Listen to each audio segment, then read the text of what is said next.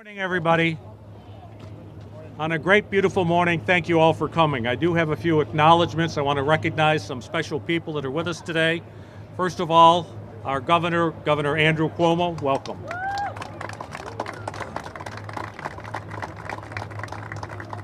Lieutenant Governor Kathy Hochul, welcome. I'm John Majori, New York State Chamber Policy Director, welcome. Howard Zemsky, Empire State Development President and CEO, welcome back to Buffalo. Gil Quiones, Executive Director and President and CEO for the Niagara Power Authority, thank you for being here today. Matt Driscoll, New York State Department of Transportation Commissioner. Two partners that we're very proud to work with and are actually members of the Erie Canal Harbor Development Corporation Board, Mayor Byron Brown and County Executive Mark Polenkars. We'll try and let Mark lose the tie, but anyway.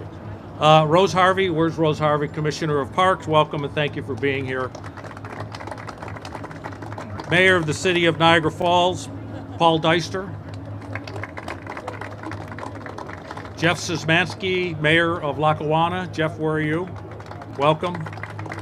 And many other dignitaries, welcome and thank you for being here on such a beautiful morning. Welcome to Canalside, Buffalo's 20-acre waterfront opportunity. I want to thank the governor for constantly challenging and reminding us to transfer this parcel of land from an eyesore to civic pride. With a to date 100 million to 400 million public-private partnership, public-private philanthropic partnership, we are utilizing guiding principles of accessibility, diverse land use, and design to the Buffalo story. We have created a mixed-use urban educational destination. As a year-round attraction, Canalside features several fully restored facets of the original Erie Canal, including the commercial slip, the boardwalk right along the waterfront here, and the historic replica canals.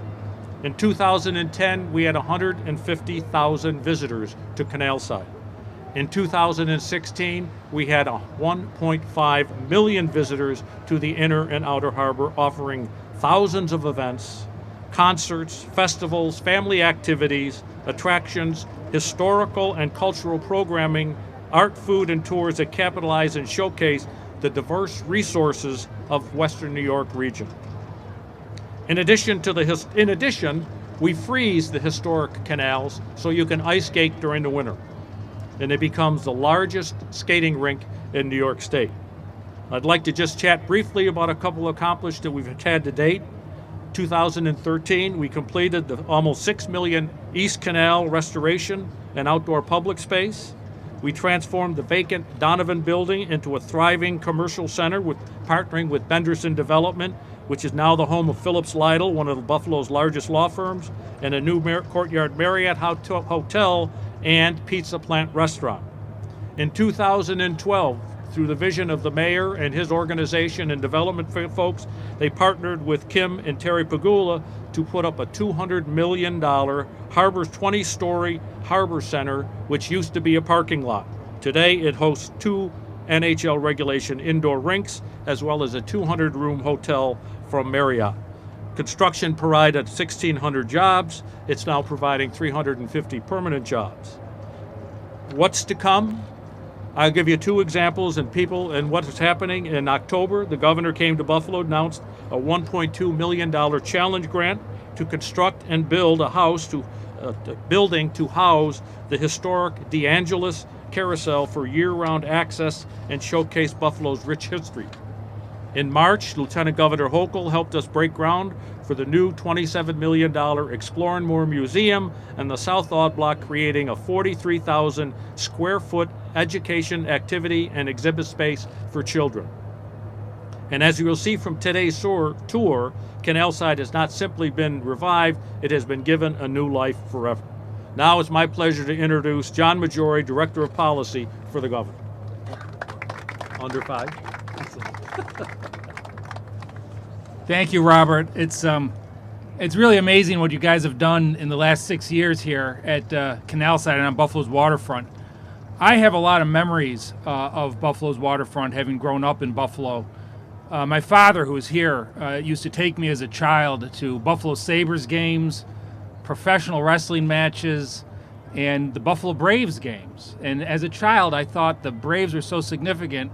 They had a line in the national anthem, "Land of the free and home of the Braves." Made sense to me. Governor, after I got a little older, I would come back with your father and watch him facilitate the development of what was then called the Crossroads Arena, is now the KeyBank Arena, which was the successor to the Buffalo Memorial Auditorium. And I saw that rise out of the ground. And after that, I went to work in the Donovan building, which Robert referenced is now One Canalside, which at the time was the ugliest building in the city. I'd give people directions. I'd say, when you get to the ugliest building in the city, you know you're there. And they say, how will I know it's the ugliest building in the city? And then they'd get there and they say, no, now I know.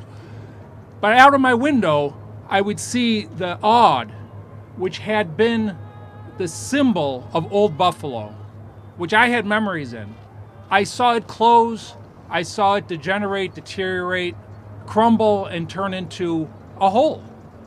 While there were a lot of great ideas that were being discussed about what to do on the waterfront. And today, as we've seen what Robert was describing, rising up from the ground and has now become such a center of activity in Western New York, we have one last big hole to fill, one major last hole to fill. And when we do that, while there'll be more at Canalside coming, but when we do that, the last major thing after that to bring to Canalside will be a Stanley Cup. So I look forward to that day. And on that point, I'd like to introduce Howard Zemsky. Thanks, John. Hello, everyone. Great to be here. Thank you, John. The waterfront wasn't only the home of, the Buffalo Braves. It was also the original red light district for Buffalo. Sorry, those are notes from a different tour. Let me change the page. It's great to be here. It's great to be here with the governor, who has empowered us to develop economic strategies rooted in our strengths. The waterfront is the perfect place to be here with the governor to talk about what's happening, because it's the water that provides the power, that has helped drive industry, that has helped provide the tourism in Niagara Falls, and has helped provide the quality of life and the development that has so dramatically changed the perception of Buffalo, both inside of Buffalo and around the region and the country. The DL&W terminal, just to my right, to your left, was built in 1917. Part of it was demolished, unfortunately, many decades ago. But the ground floor of this is the NFTA rail yard. So all of the maintenance and repair and storage of the rail cars happen on the first floor. On the really remarkable second floor, which is about over 90,000 square feet indoors and outdoors, where trains used to run, is an amazing development opportunity. And it's a perfect example of how the governor, through investment in Buffalo Billion 2, is going to provide the infrastructure and the access, because there really is no access to DL&W's second floor. But when the public money comes in and provides the infrastructure and the access to the second floor, we will attract a ton of private sector capital to redevelop this. This has a lot of potential interesting uses on the second floor, if any of you have never seen it. And it has one of the most remarkable outdoor patios that you have ever seen. I think it's practically the length of a football field, and I'm not kidding. You can see it just up to the left. It is one of the most remarkable spaces in Buffalo that almost no one's ever seen, because there is no access. So we expect this Buffalo Billion 2 project will attract a lot of private sector investment, and we're going to add, the NFT is going to add a new train station here, so we'll ultimately replace the event station. a really comprehensive, robust train station here will be the terminus of the light rail.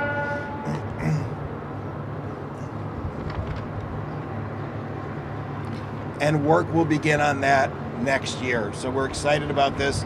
You can see how large this outdoor terrace is. It's unbelievable. And one of the things that I think has really driven the governor's strategy on economic development is investing in the public realm, the public assets, the public infrastructure, and then attracting private sector investment. The investments in Canalside helped drive the Pagula's investments on the waterfront. It made it attractive to invest in the HSBC Tower. The idea is not to have government invest in every one of these projects, it's to have government create the environment to attract private investment.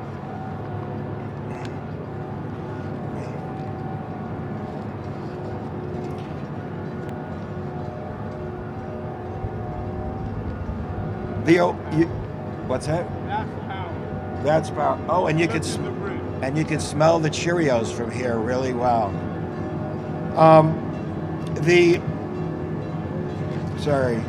The Ohio Street Gateway Reconstruction Project is a perfect example of what I just referred to.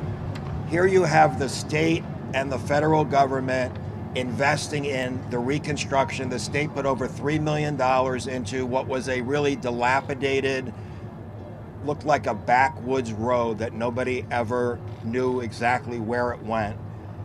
And you have an investment in the Ohio Street Gateway that has attracted private investment, be it Riverworks to our left, be it Peggs Park, Riverfest Waterfront Park, be it the residential private sector development just to the south.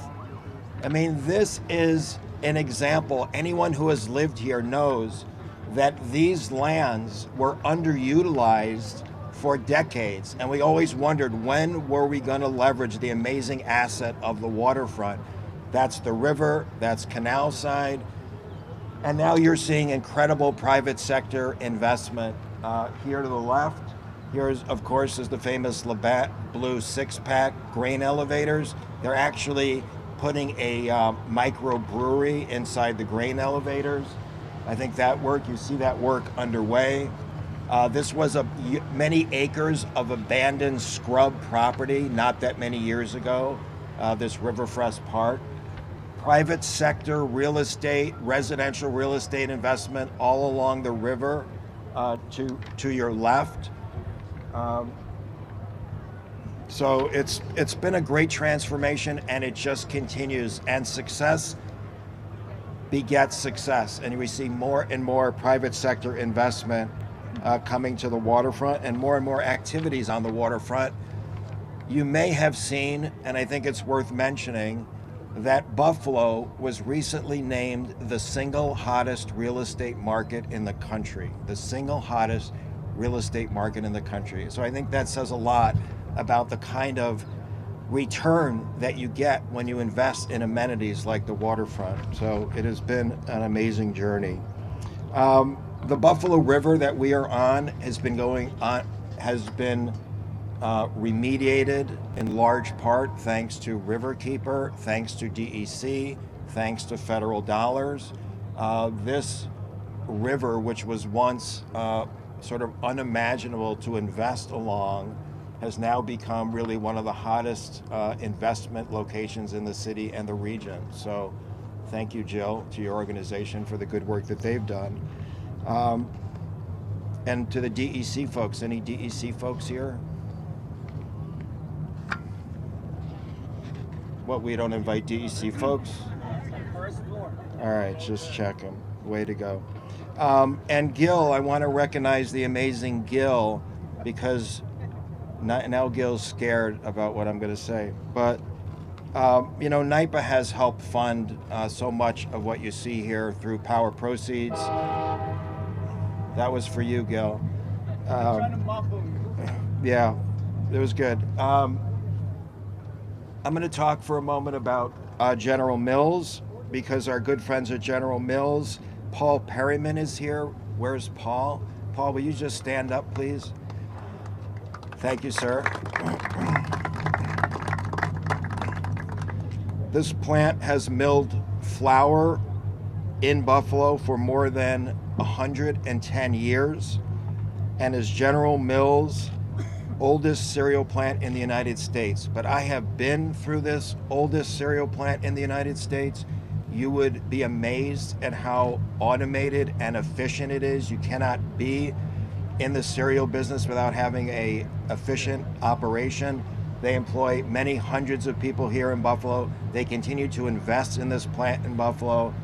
Last I knew, you were adding, very recently, you added new lines to the General Mills plant here, maybe corn checks and honey nut checks or Cheerios. I mean, it's been great. ESD has been a partner, the state has been a partner with the governor's support, and NYPA has been a partner with Low Cost Power, right, Gil?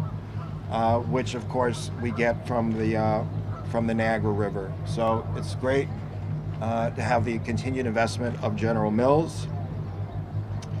I have a very exciting announcement to make, and I want to thank the amazing people at Moog who are here with us.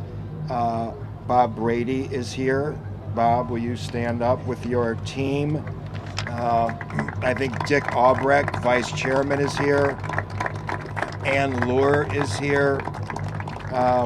So I just want to spend a few minutes talking about what Moog is doing, because this is one of the real prides of Western New York. And you cannot have public amenities or any of the things we see without a robust private sector economy.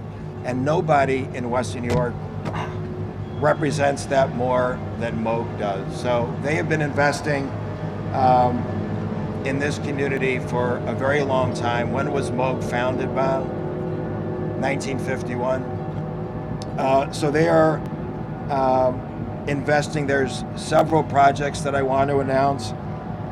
They are announcing that they're investing $53 million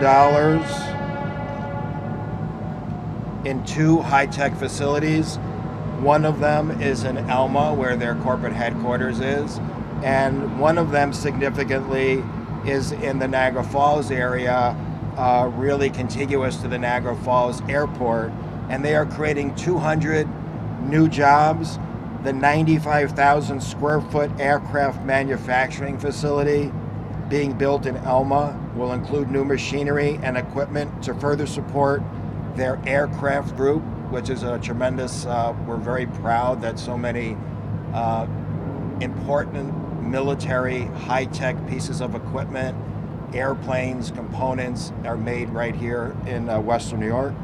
New military and commercial related contracts are fueling the expansion of their R&D, manufacturing, and support functions to the U.S. military's F-35 Joint Strike Fighter program and the Airbus 350 commercial airplane.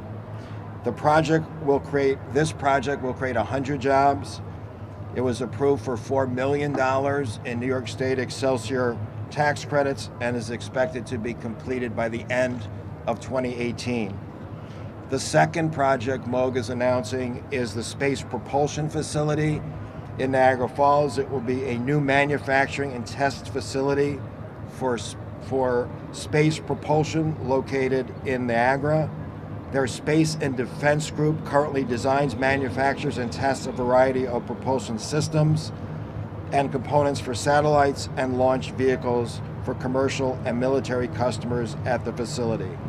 They are upgrading 87,000 square foot facility will be optimized to support their growing space propulsion business. So they do everything from military to commercial to satellites to propulsion, and a lot that I didn't mention. So I want to thank Moog for their continued confidence and investment in Western New York and for the creation of over 200 jobs. Thank you very much.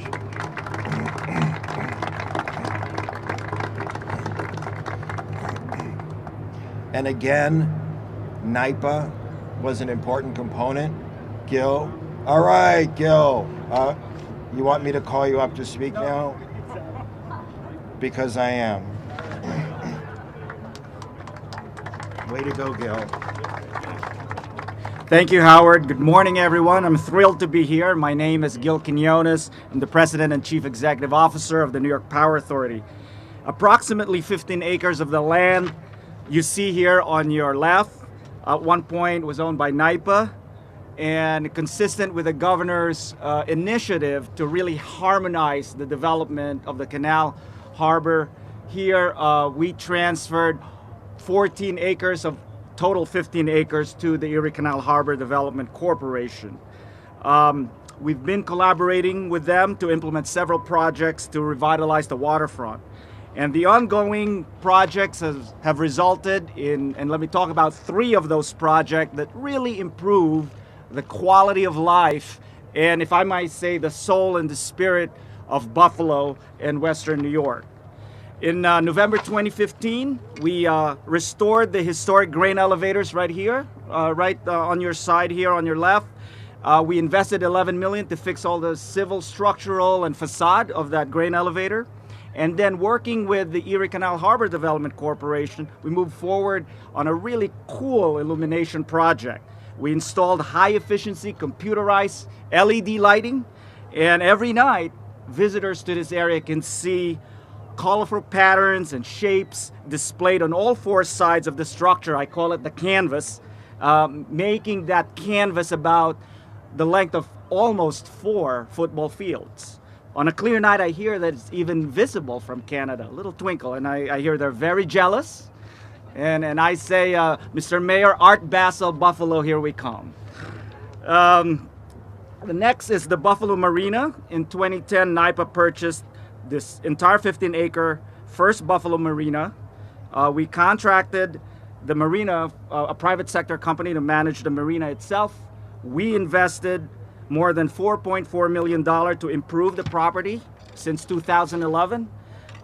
We move our ice-breaking boats and other boats that we need to install, operate, and maintain our ice booms during the wintertime that we put on the upper end of the Niagara River so that we avoid blockage of ice into the intakes of our power plant. We purchased new docks, gangways, travel lift to improve the public's use of that marina. Last year, as I mentioned, we transferred 14 acres of this 15-acre to the Erie Canal Harbor Development Corporation. The marina has 115 boat slips, a boat launch pad, outdoor storage for 300 boats, and 150 boat trailer parking spots. Really, really a great amenity for this area.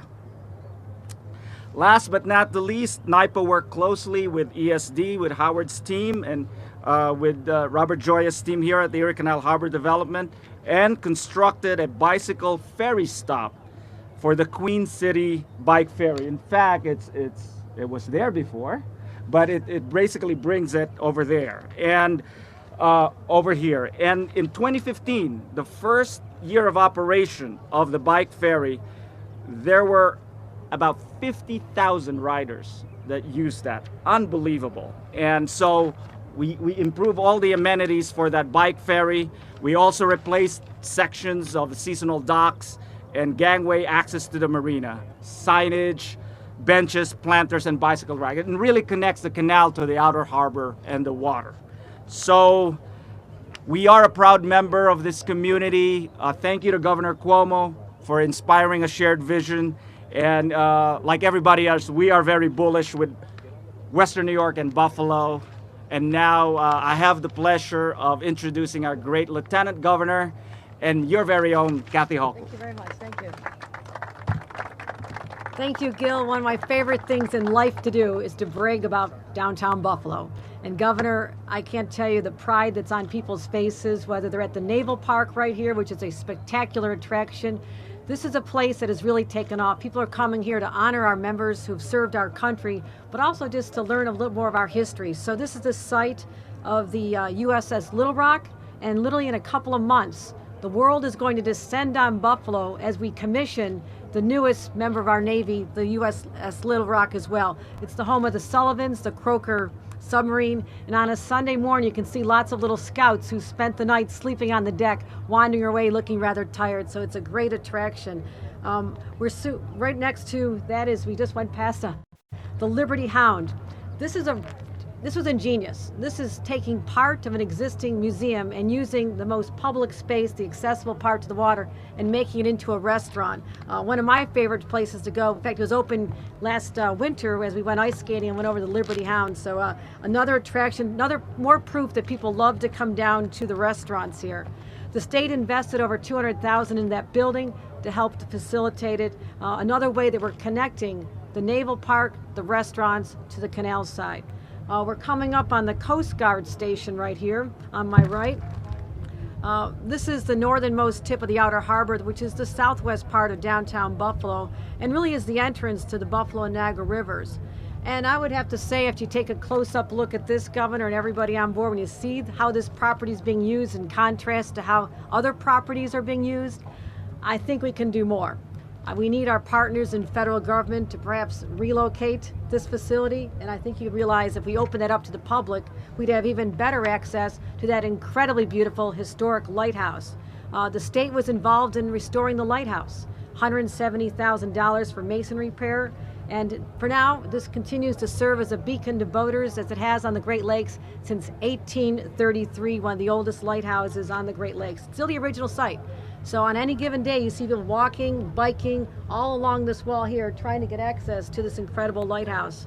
I was there in November. Actually, it was an 80-degree day in November. I went up to the top, was there with the lens, and you can see 15 or more miles out into Lake Erie. That was shut down for decades. The state helped out bring it back. And so we're very excited about that as well. But I think if you see these buildings here, can't you see them somewhere else? Opening up this space to the public, that's just a personal plug. I think the Coast Guard deserves a better facility as well. Let me plug that. I'd also say, as I'm approaching the Erie Basin Marina, I hope you're enjoying a very safe ride here, because it was just last spring when I christened this boat, and I was told that it's bad luck for the vessel if you don't break the bottle of champagne. So I wound up like I was taking a pitch from a major leaguer, and I crushed it, not aware that that would lead to glass shattering all over me. And luckily the Hillemans had a lot of bandages, because I was literally bleeding from head to toe. But you do have a safe ride now. I made sure that, unlike when Barbara Bush couldn't break it over a submarine, that we are going to have a safe voyage. So I just want to put that plug in there, taking one for the team, Governor. So that's the lighthouse. It is spectacular, and look at the land around it. Take a look at that land and realize the potential of that site. Erie Basin Marina. We just passed it, actually. That has now become such an attraction. There's music there. There's now an upscale restaurant, William K's, in addition to the Hatch, where I ride my bike and get my ice cream almost every night, which is why I have to keep riding to work it off. So you've just experienced my life, which is riding my bike along this trail, going to the Hatch. I live nearby, and I have seen the renaissance of this waterfront come back in just a very, very short time. I also want to talk about, oh, by the way, the mayor's here. I want to say that the Hatch is run by the city of Buffalo. Well done, Mayor. Ice cream's really good. The Empire Trail. Governor, when you announced your budget and talked about the great vision of having a 750-mile trail, literally connecting New York City to Canada, all the way to Buffalo, that generates such excitement along the communities along those routes, and one of them is going to be right here. It'll extend from Lake Erie to the New York Harbor to the Adirondacks. We are going to have a multi-use trail, the largest in the nation, and it's already 1.5 million people take advantage of the Erie Canalway we already have. It generates $253 million in economic development activity and visitor spending. And when that comes to Buffalo and we can link people, I think when you hear all the people going to Europe for those river cruises and the bike cruises, they're going to say, why do I have to go to Europe? I can do it right here in my home state of New York. So I think it's going to be a huge catalyst. So I just want to say I have been so proud as a Western New Yorker to see this transformation and have a heart full of gratitude for the governor for really, really, really bringing my hometown back to its greatest glory. Thank you very much. At this point, I'd like to introduce our DOT Commissioner, Matt Driscoll. Well, good morning. Thank you, Kathy. Thank you for that introduction. Good morning, everyone. It's really a pleasure to be here today to highlight historic projects under the leadership of Governor Cuomo that are transforming travel here in the region and really doing some important things like connecting residents, tourists, and outdoor enthusiasts to attractions right here in Western New York, many of which you've just heard about. The $60 million New York Gateway Connections Improvement Project has reconfigured access to the U.S. Peace Bridge Plaza. It's reduced congestion and improved traffic flow for both commercial and private vehicles. But I have to say, and many of you certainly here know the history, this was a really, really risky proposition, this project. In fact, it really almost led to war between New York and Canada. It got very heated, lots of name calling and finger pointing, got quite ugly. But the good news is, as you know, he got in there, he schmoozed them, he got them to like the project, he got them to like us, and the next thing you know, we made peace with our northern neighbors, and today we have a transformative project that really does benefit Canada and New York alike. In fact, we'll be coming up, I think ahead is going to be the Frank Lloyd Wright Boathouse. That's where the governor and the Canadian ambassador achieved that historic breakthrough agreement and thereby averting war. But the improvements that we're making around the Peace Bridge really lead to a more effective conduit for travel and commerce between the U.S. and our friends in Canada. The project was more than about improving traffic, as I mentioned. It's helping also to revitalize the community and restore the vision for the area. And to the neighbors' credits, they have a lot of vision for the area. We removed Baird Drive and having Peace Bridge traffic utilize Porter Avenue Thruway. We moved traffic away from residential neighborhoods, and we provided better border security and restored the historic character of the Frederick Law Olmsted Front Park. As a matter of fact, when that project was complete, we actually gave land back to the park, so the park picked up new green space. In addition to these investments in the area, we also allocated $7 million to renovate and realign the Shoreline Trail. It's a project that we actually just completed last week, and I think was used on the Skyline ride as well, so it's been very welcomed by the community. And as part of that project, we built a beautiful new pedestrian bridge that mimics the Peace Bridge and connects to the Shoreline Trail. The new bridge includes an offshoot for bikers and pedestrians. They get to look out onto the waterfront. We have a brand new 400-foot platform there. It offers expansive views of Lake Erie and the river, of course, and the Peace Bridge itself. But even though you're not going to be able to see it here from the boat, even the new Porter Avenue Bridge over the Niagara Thruway has been recognized by the Buffalo News for its artistry, including 6 emblems that we included in the railings that are visible from the highway below. And those emblems are significant. They speak to the historical and the cultural aspects of the community, with the Albright Knox Museum, the Hispanic cultural community, the African American cultural community, the Buffalo Philharmonica, the Seneca Nation, and of course paying tribute to Frank Lloyd Wright buildings as well. And at every step of the way, as we always do at the Department of Transportation, this project was driven by local engagement and community involvement. It's something that we're very proud about. And I'm also proud of the work that we're doing right here in Western New York.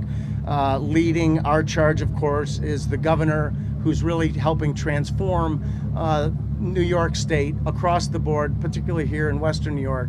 And he's a governor who understands, really, I think for the time in decades, understands the important role that transportation, roads, bridges, airports, ports, marine highways play in the redevelopment of our communities across this great state. And candidly, I don't know that there's a better example anywhere than here in Buffalo, but he's done a great job. And again, thank you for having me today.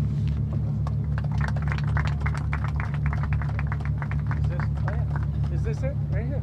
Yeah. So we're coming up around the bend. Of course, you'll be able to see the bridge and the boathouse here on the right as well.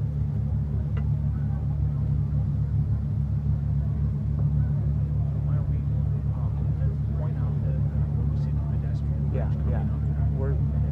Yeah, I will. I'm deliberately talking to. Who am I introducing? Okay, yeah. So we're going to come up, and I'm going to point out to you where the new pedestrian bridge is. You'll see that, and the platform that I described.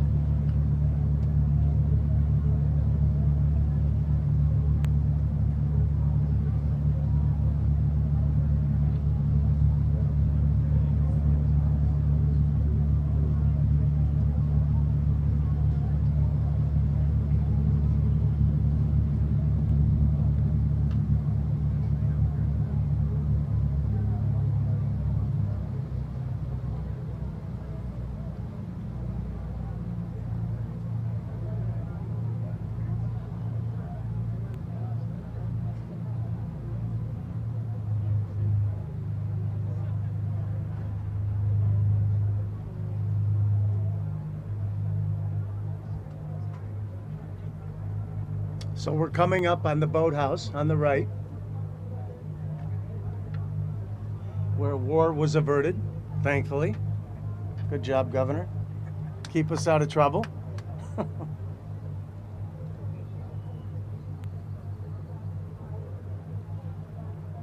And of course ahead is the Peace Bridge.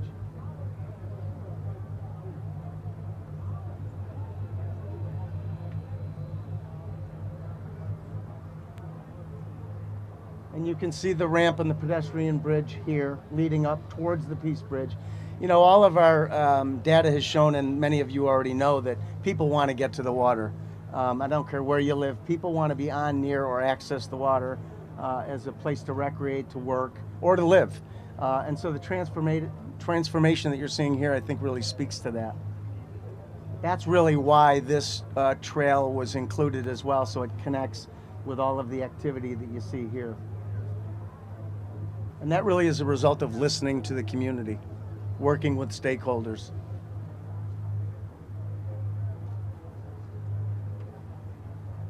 So if you'll see at the top of that ramp, you'll see a blue, if you can see, you'll see a blue roof. That's the observation deck, 400-foot platform that I mentioned, that gives you tremendous views of the lake and the river, and of course the bridge as well. So I think at this time what I'm going to do is I'm going to invite somebody up who's certainly no stranger to any of you or to all of us. We get an opportunity to work with him each and every day, and I have to say he has been a tremendous partner in the work that I'm doing here on behalf of the governor in Buffalo and Western New York, Mayor Byron Brown. Mayor?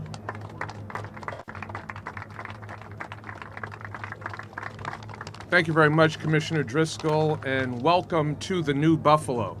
Working with Governor Cuomo, the city has certainly seen great progress. Companies are choosing us.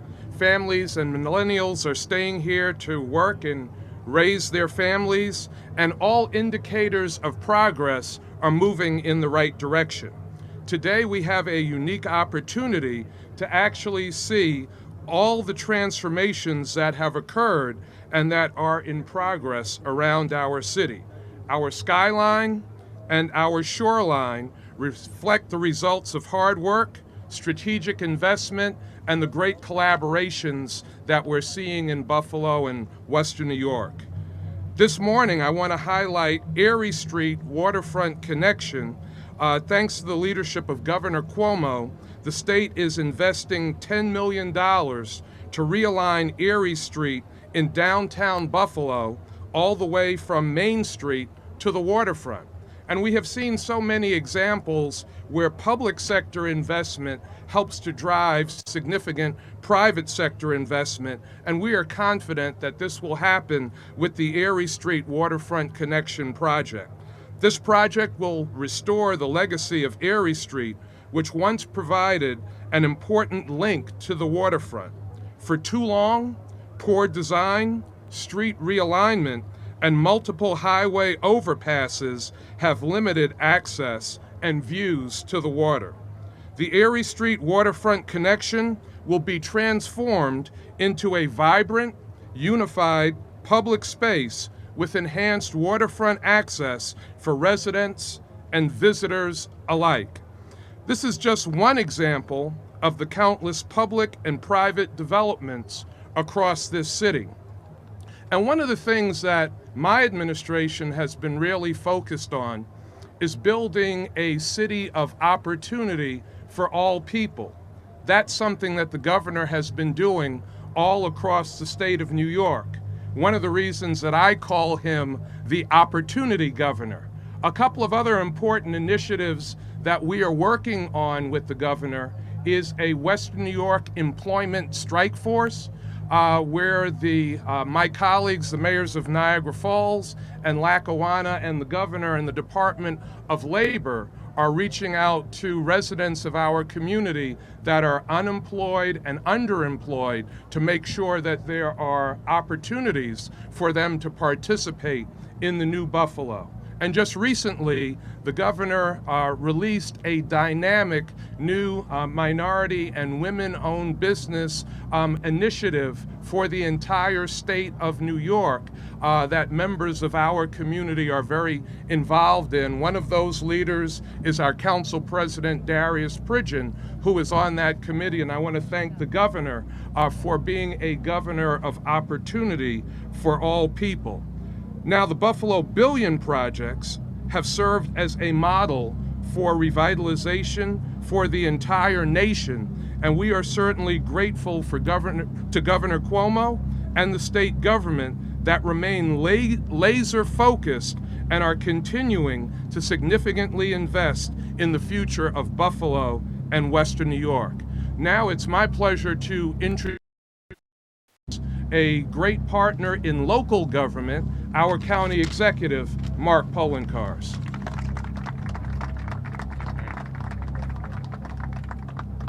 Thank you. Good morning, everyone. What a wonderful day. I took my tie off, Robert. I hope you're fine.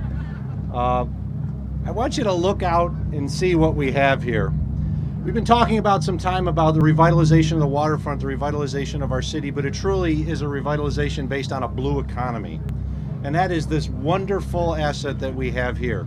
And if you look in the distance, where the windmills are, and you can still see what is one of the last remaining portions of the Bethlehem steel site.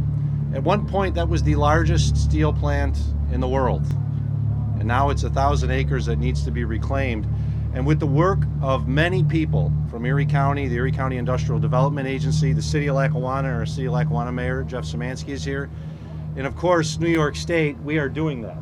Because very soon, and I mean very soon, we are just, I think, days away from Erie County, the Erie County Industrial Development Agency and the Regional Development Corporation purchasing 147 acres of the 1,000 acres that are there to turn it into a new industrial park. And I want to thank Governor Cuomo in New York State for their investment to make that happen. There are many parties that are investing in this project. Why are we doing it? The same reason that the Lackawanna Steel Company came here, which then turned into the Bethlehem Steel Company, is why other companies are interested in that site. Because of this incredible asset that we have here, which is the greatest supply of fresh water in the world. We have it, Arizona doesn't have it, Georgia doesn't have it, the Southwest, other areas across this country don't have it. They are dying for water. We have it. We have this incredible waterfront that we're taking advantage of, not only for recreation and play, but what we will be doing when the new industries come into our community and the jobs that are created therefrom.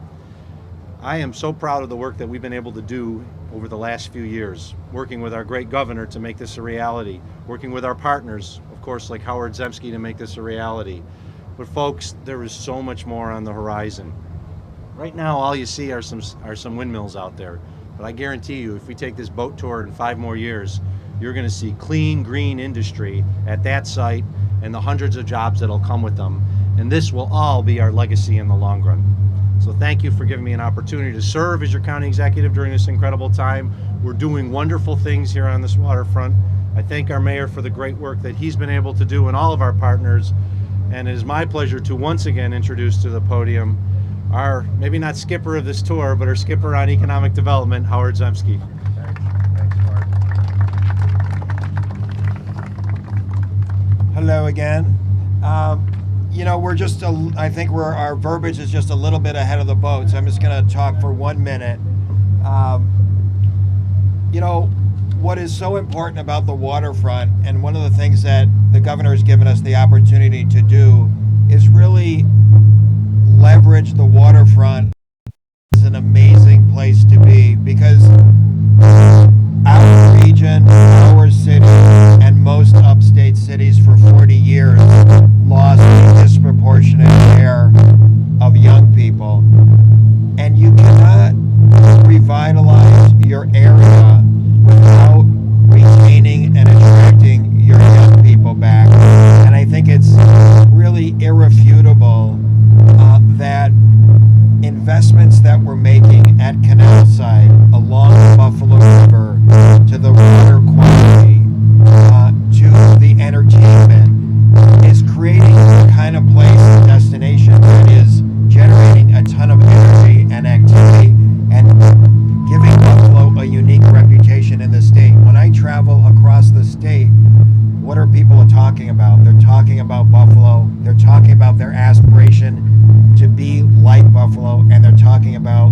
amazing year-round destination that is the Buffalo Waterfront, the Buffalo Riverfront. So I just want to recognize that economic development and creating fabulous places like this are completely congruous and go hand in hand. There isn't any one thing that turns around any economy that's had 40 tough years. It is the right combination of making great places, investing in people, investing in industries like General Mills and Moog, and investing in innovation as we have throughout upstate. I want to say that the governor has committed over $10 million to the Buffalo Blueway project as part of the Buffalo Billion 2. And it will link the Niagara River Greenway that you're all familiar with to our waterfront, creating a network of public access points along the river.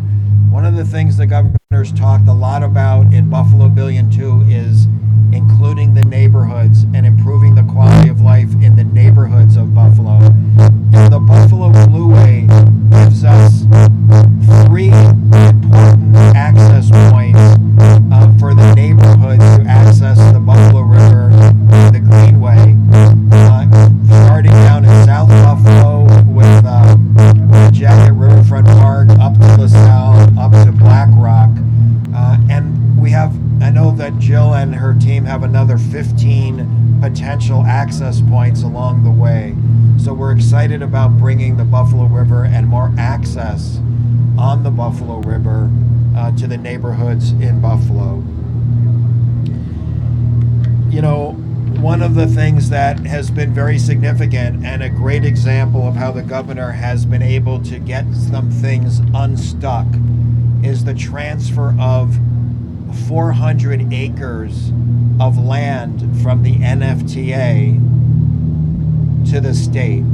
And many of you know, for any of you who have lived here for any length of time, you know that it was always a mystery why the Transportation Authority for so many years sat on the property and we never were able to really move it forward. And literally, one day the governor said to me when I was chairing the NFTA, he says, "Why is it that the NFTA owns the waterfront? Why does the Transportation Authority own the waterfront?"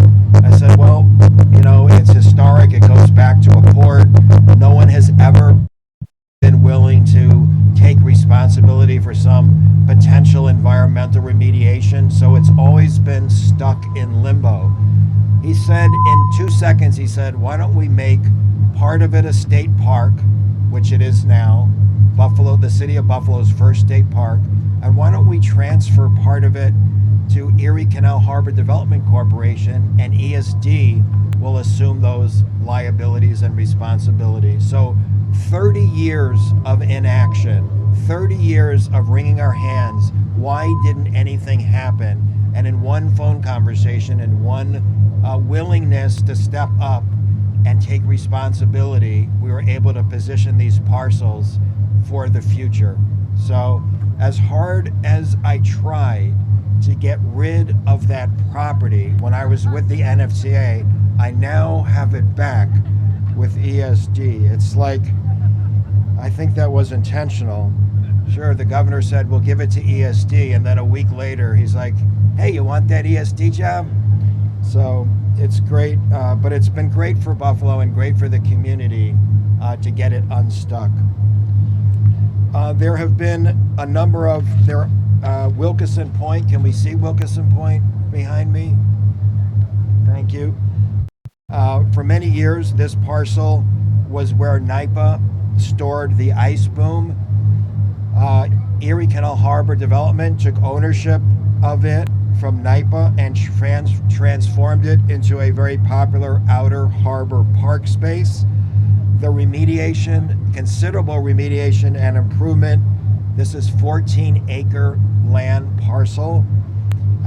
We have remediated it, shoreline debris removal, 5,000-gallon underground tanks have been removed, excavation of contaminated soil, installation of soil cap, installation of site features, various interactive and passive landscape features, a rehab of an existing building to provide site storage and public amenities.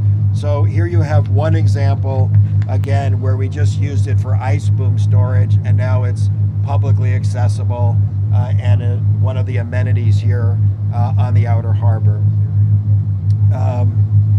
It also includes wind sculptures, a kayak launch, pedestrian path, volleyball courts, and more. The Outer Harbor Management Group began managing this site last year, and $5 million has been invested in it. Erie Canal Harbor has 160 acres now of the Outer Harbor parcel, and State Parks has the over 150 acres of southern parcel for its state park. We are continuing to work with constituents to plan what we will do here on this portion of the Outer Harbor, but it will largely be public amenities, public access, and we'll be able to attract and be an amenity for Western New Yorkers.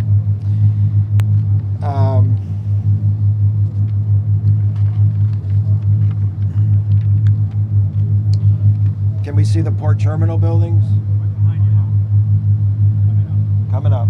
The port terminal buildings, really, I don't know, some of you may or may not know that Ford Motor used to operate the port terminal buildings.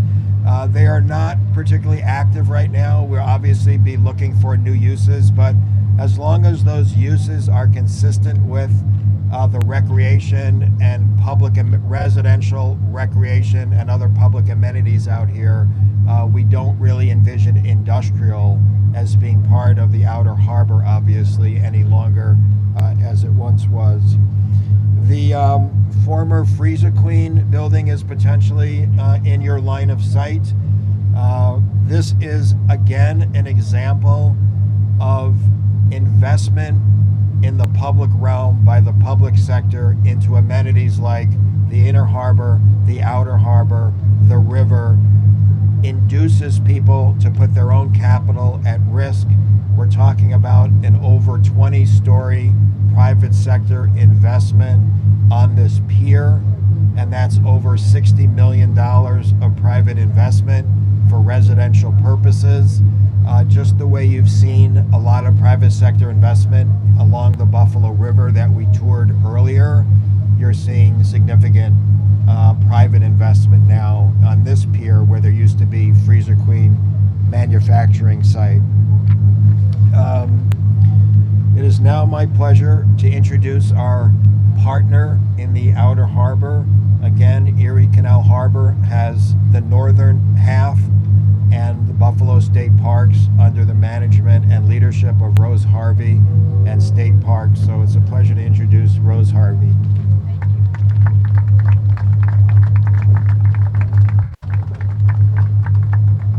So we're about to come around the corner to see the park, but I'm going to give you a little vision of it. And I really want to thank Howard, the governor, ESD, Erie Canal Harbor Development, NYPA, DEC. It was a partnership. You see silos, there are no silos in state, thanks to the governor. And I remember getting the call saying, Rose, sit down. We're going to create a new state park. I want you to show up on Monday, and I want it done in 6 months.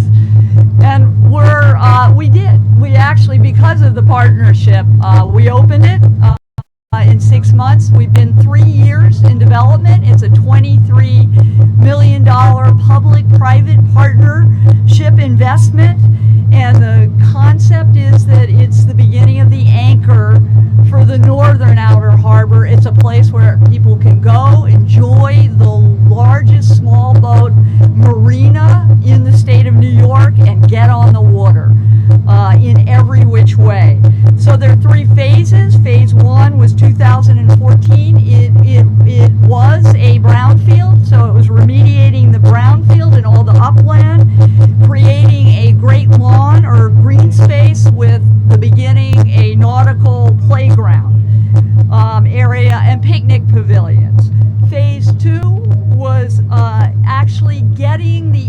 infrastructure ready for a private partner. So the marina break wall needed complete and total repair. But while we did that, our planners figured out that we should make the break wall a great walkway, bikeway, stopway, fishway. So we built stairs into the breakway. We got the fisher people onto the water, and you're going to see a lot of bikers. And then we found through an RFP a great private partner, state Safe Harbor Development. They are taking over the marina. They have invested about $8 million. They put in new permanent docks, slips. They've metered and electrified every slip so that everybody's getting the services they need. And together with the break wall fix and the parkland aspect of it is great. And as well, so we are coming in now, and we're right here is the beginning of it, and you see the outer break wall, and that is also walking, biking, and you see the small boat harbor, which has all been repaired and in the process of being repaired. And then on the very southern piece, you'll see the Great Lawn, and you'll see the last phase of it, which is both putting in a new boat ramp, 8-lane boat ramp for day users, changing the circulation. So we have day users, we have marina users, and then we also have parking for the new restaurant, Charlie's Boatyard, which was hopping last night. I couldn't get a seat. It was great. And then finally, we're going to be building a berm over on the south side over there. So it's a very flat area. We're going to create some hills to see a view, and also so you can sled down here in Buffalo on the harbor. So I want to thank again the governor. I want to thank you not only for your vision, I want to thank you for your support. I want to thank you for Plan 2020 and all that you're doing for all the parks all throughout Western New York and the state. And also the understanding of the interweaving of economic development and parkland development. So welcome to our awesome 56th governor of the state of New York.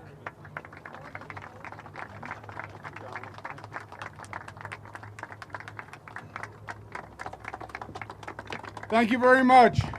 Thank you very much. Thank you. Thank you. Thank you. Thank you.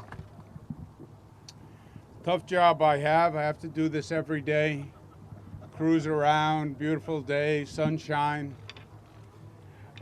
First, I want you to know I brought the weather today. It was supposed to rain and be cold, but I brought this with me by executive order. Second, I want to thank my team that you just heard from. You see the success that is just overwhelming and the comprehensive nature of what we've done here. That's because everyone did their part. And Howard is the captain of the economic development team, but Rose is there. Our great Lieutenant Governor, Kathy Hochul, and Commissioner Driscoll, and Gil Quinones, and Robert Joya. Everyone does their piece, and that's why it worked. Let's give them a round of applause. You know, overall, we made big changes in the state that I think have helped what has happened here in Buffalo. I did a TV interview this morning, one of those early interviews that's remote and you can't really hear, and I only slept a couple of hours last night, so I was a little more testy than usual. And the questioner was talking about the federal budget and asking me about the federal budget, and said basically, you know, well, you Democrats, all you think is you're going to keep spending money and keep raising taxes, and this is a correction on that. I said, oh, really? I said, that is not correct. It's stereotypical. And as a matter of fact, New York, 7 years, we did the exact opposite. The taxes in New York were a killer. You keep taxing people, at one point they will leave. They're smart and they're mobile. and our taxes kept going up and up and up. I've been governor 7 years. The tax every New Yorker today are less than they were 7 years ago. Think about that. No inflation, no adjusted for this. Taxes are lower today than they were 7 years ago, period, in absolute dollars. In terms of spending, the state spent less. The increases have been lower than ever before. So I said to the interviewer, you know, we had a Republican governor for 12 years. I didn't mention his name. It was a national show, so I don't think they knew me anyway. We had a Republican governor for 12 years. My spending has been lower than that Republican governor. So it's a lot of baloney that Democrats spend money and don't know how to manage. But we did bring down taxes, and we were more business friendly. We also made the government work. Commissioners get up, they say sort of nicely. The governor called me on a Monday, said, do this on a Friday. The governor said 7 days. What they're trying to say is, I'm an incredible pain in the neck and a very difficult taskmaster. And I plead guilty. I plead guilty. The government is there to get things done. If you listen to the bureaucracy, nothing will happen in our lifetime. You have to challenge that bureaucracy every day. And can we turn this into a state park? There are 100 reasons why we couldn't make the transfer from NFTA to parks and make that a state park. 100 reasons. But we did it. Why? Because you push through the bureaucracy, you make things happen. And that has been the MO for the administration. I'm proud of that. And one other thing the state did, which was the state recognized there's a place called upstate New York. There is. If you look at a map, you see New York City, you see Long Island. They're next to New Jersey. And then you look up a little bit and you see upstate New York. The state government didn't know there was a place called upstate New York. Why? Because they are predominantly from downstate New York. And a legislator's proclivity is they want to bring good things home for their district, and their districts were downstate. You can ask the mayor when he was a senator. You try to get something done for upstate New York, they want you to take out a map to make sure it's actually in the state and it's legal. And that is the dominance of the power. So to say to the legislature, I want to invest in upstate New York, this was unheard of. And there was no politics for it, and there was no power for it. And to say, I want to invest $1 billion in Buffalo was just absurdity. First, because nobody believed that you could really bring back Buffalo. Second, because $1 billion was all the money in the world. And third was because they weren't from Buffalo, you know. So the state did its piece. But government, when it works at its best, understands its limitations. Government doesn't create jobs. County Executive polling cars doesn't create jobs. Mayor Brown doesn't create jobs. I don't create jobs. Private sector creates jobs. Well, then what are we talking economic development? Government can catalyze the private sector.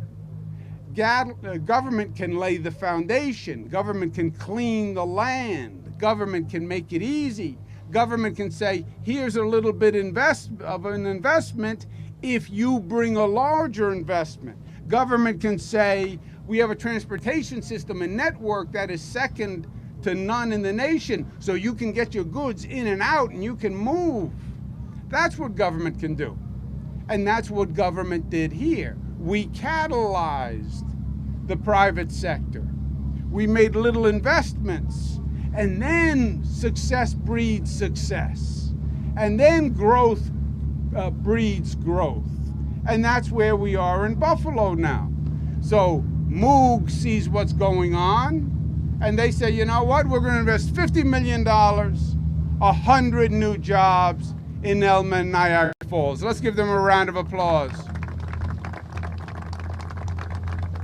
General Mills says we can put a new cereal line anywhere, but we're going to put it in Buffalo because things are happening and things are growing in Buffalo. And that goes on and on. All the numbers say it. Unemployment rate about 5 years ago was 8.2%. Today it's 5.2. I mean, that's undeniable. Washington Post talks about how hot the real estate market is. Buffalo is now a national comeback city. It's unbelievable. We have to keep it going. We have to keep it going. Don't lean back. Don't rest on your laurels. We have to keep it going. John Majori, who is the quiet voice behind the scenes that keeps everything going for Buffalo. John started with my father. My father loved him. He loves Buffalo, and he's in Albany now, but every second word is Buffalo, and make sure Buffalo gets this and make sure Buffalo gets that. John pointed out one of the undone pieces in the corridor of growth is the Ord Block, and we've talked about it for a long time. That's the next piece that has to be done. And we are prepared on the state side to put $2 million on the table, put out an RFP, and let's get the best private sector company deal we can to redo the Ord Block, and we're going to do that right away. Two other quick points. One point is I have $1 million check in my pocket for the mayor, because I said to the mayor if he made a decision on the train terminal within a certain period of time, I would pay the consultant. And the consultant's bill was $1 million. I don't know if the consultant's bill was actually $1 million. I think it was more like $200,000, and the city gets $800,000. But I said $1 million, so I'm going to live with $1 million. But the reason I said that to the mayor was not just because I'm a gambler, which I'm really not. I wanted to lose the $1 million. It was my way of saying to Buffalo, you're about to embark on this debate about where the train terminal is going to be. And everyone's going to have a different idea. I think it should be downtown. I think it should be uptown. I think it should be floating on a raft in the middle of the outer harbor. Everybody's going to have an idea. What's most important is make a decision. Make a decision. Buffalo has a bad history of the inability to make a decision. And my way of saying make a decision was saying, here's $1 million if you make the decision. Because indecision is a decision. Well, we won't decide. Oh no, you just decided. You just decided to do nothing. You just decided to continue the status quo. And that was the cultural problem that Buffalo had. We just saw the Peace Bridge. I used to come to Buffalo. The debate for 20 years about what color the Peace Bridge should be. Should it be red? Should it be yellow? Should it be blue? Should it be one bridge? Should it be two bridges? Should it have a slope? Should it have an arc? Should it be a square? Who cares? Build the bridge. You know what happened? Nothing. Nothing. You go to the Buffalo News editorial board, they used to have all these possible sketches of the Peace Bridge. You know what they did? Nothing. Why? Because it was a failure to make a decision. And that's what's different about Poland Cars and Brown. They make the decision, they lead, they move the county forward, they move the city forward. Give them a round of applause. The last point is this. This week, I work today, and then this evening I go see my first daughter, who's going to graduate from college. And then I go see my second daughter, who's going to graduate from college, because I have twins. And I'm going to spend the next few days with them, going from graduation to graduation. And I don't like to leave the state. but they couldn't get into a good school in the state, so they had to leave the state. But I lost my father a couple of years ago, and I think about him all of the time. And I think back now to moments that we had together. And I think back to my college graduation. And my father was a very heavy guy. He was very cerebral, very intellectual, and not a frivolous fellow. So college graduation, he didn't say, "Come on, pal, let's go get a beer." He was not that kind of guy. College graduation, he sat me down, he said, one day, good Lord willing, if you're very lucky, you're going to graduate your child from college. And on that day, you will have to answer the question to yourself, what have you done to make the world better for your child? And I remember saying at the time, what kind of heaviness is that on a graduation day? And it was heavy. But that's what I'm thinking about as I'm graduating my children. What have I done to make the world better for them? Because at the end of the day, that's the obligation, right? You're a citizen, you're a parent. It gets very simple. God gave you time on this earth. Every religion, every philosopher says the same thing. Use your time on this earth to make the place better. What have you done to make the place better? I'm still working on that question. But the people on this boat should know they transformed Buffalo. If you had taken anyone on this boat ride 7 years ago and said, I want to tell you what this is going to look like in 7 years. This is going to be gone, and instead you're going to have the DLNW terminal. These silos are going to be a canvas for a piece of art. Here we're going to have a new boat. If you told anyone that, it would have been incredible and unbelievable. And you did it. You did it. Nobody else. The mayor did it. The county executive did it. The Pagulas did it. Russ Brandon did it. Moog did it. GM did it. Robert Joya did it. Kathy Hochul did it. Zemsky did it. You did it. You stepped up. You said, we're not going to lose. I'm not giving up. I'm not moving away. I believe in Buffalo. I believe in the land that my forefathers gave us. And I'm not going to admit defeat. We're going to invest and we're going to come back. You made Buffalo a better Buffalo for your children to such a degree that it is now a national model of urban redevelopment. That's what you did. So God bless all of you. It was my pleasure to go for the ride. Thank you.